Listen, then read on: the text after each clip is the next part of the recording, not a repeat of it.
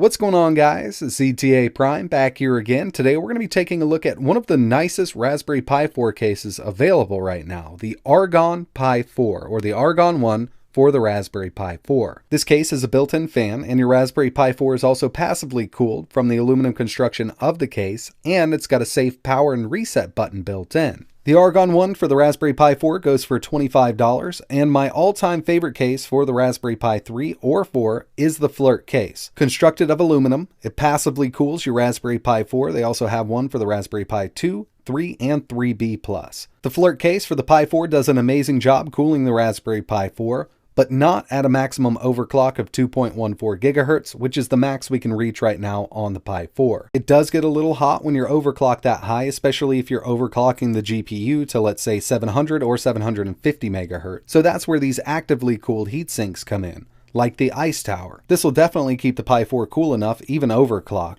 But it's huge, and it costs around $20. The Argon for the Pi 4 is $25. Actively cooled, passively cooled, and it has a safe reset and power button built in, and the thing looks absolutely amazing. So in this video, we're going to take a look at this thing. I'm going to be throwing a Raspberry Pi 4 4GB model in it. I'm going to overclock that Raspberry Pi 4, and then I'm going to run an extreme test for 20 minutes, just to see if we can keep it cool enough with the Argon for the Pi 4. So you can pick this up on Amazon right now for $25. It's got free Prime shipping. Inside of the box, you're going to get a user manual, and there is a script that you need to install for that safe shutdown button, but it also sets the fan up, so when the CPU reaches 55 degrees Celsius, the fan will come on at 10%.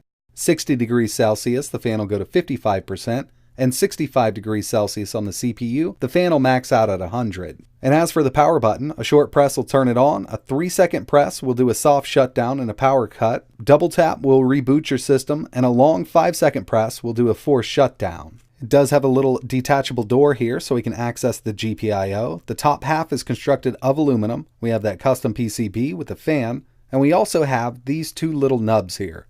One will make contact with the CPU, one will make contact with the RAM chip on the Raspberry Pi 4, allowing your case to passively cool the board.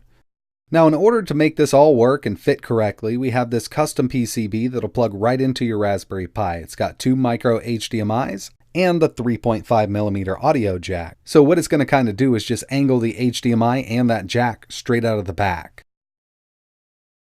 The case is super easy to assemble. It does come with some thermal pads that you'll place on the CPU and the RAM chip.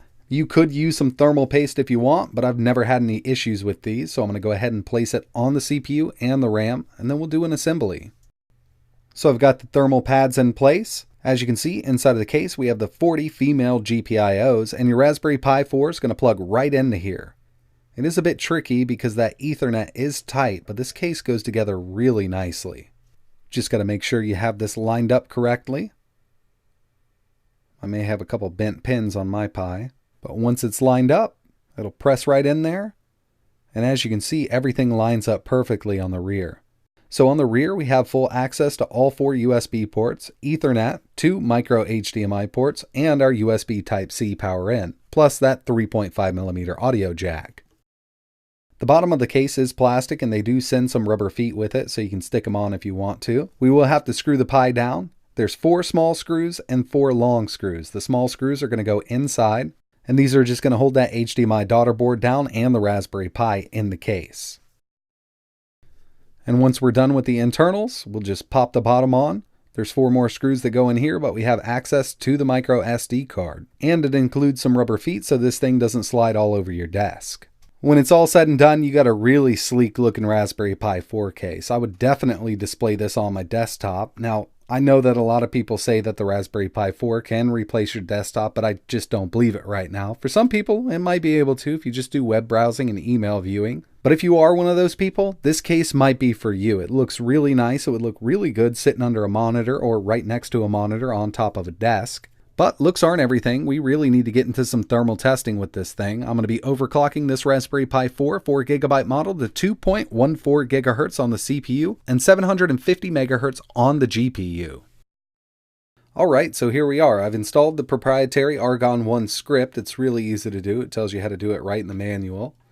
Looks like our Idle temperature is 41 to 42 degrees Celsius. I am overclocked to 2.14 gigahertz on the CPU and 750 megahertz on the GPU. So this thing will get hot.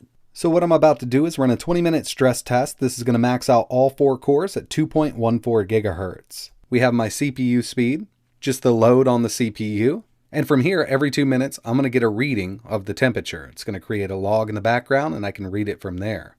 I'm going to go ahead and start stressing it out. You'll see that CPU jump up to 2.14 gigahertz, 100% CPU usage. We're maxing out all 4 cores, and the next reading that comes up should be higher than 41 degrees Celsius because we're really stressing that CPU out. And there it is, 52 degrees Celsius. So it jumped up quite a bit because we got a high overclock on this little CPU. If this can stay under 65 degrees Celsius for 20 minutes straight, we're good to go. By the way, I've also set a temp limit on the CPU. So instead of throttling at 60 or 65 degrees Celsius, I've set it to 80 degrees Celsius. If it ever goes that high, we'll see it in the recorded temperature here, and my CPU will drop back down to 600 megahertz. I'm going to go ahead and let this go for 20 minutes. Hopefully it can handle it. Now I just heard that fan kick on because we are at 55 degrees. With the script they include, at 55 degrees Celsius, the fan will turn on at 10%, 60 degrees Celsius, 55%, and at 65 degrees Celsius, that fan will hit 100%, so it should be pretty loud, but at 10%, it's not that bad now.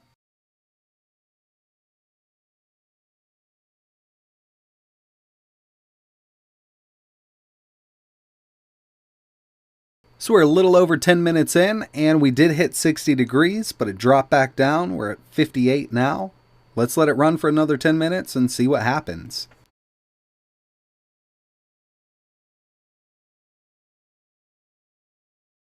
Well, after 20 minutes of stress testing, I'm actually still testing it out. It's still running in the background here. We're still maxed out. So we started off at 42 degrees Celsius and ended at 58.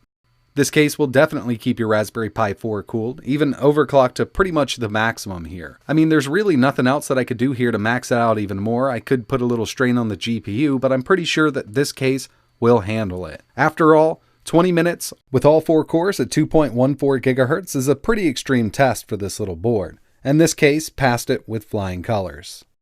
I can definitely recommend the Argon case for the Raspberry Pi 4. It performs great. It looks awesome. I know it's a bit expensive at $25, but you do get some pretty neat features built in. And it's super easy to assemble and set up. So if you've been looking for a really nice Raspberry Pi 4 case that'll keep your Pi cool under load, even overclocked, the Argon Pi 4 case might be for you. If you're interested in picking one up, I will leave some links in the description. If you have any questions, or if you've seen a Raspberry Pi 4 case that you want me to test out on this channel, just let me know in the comments below. But like always, thanks for watching.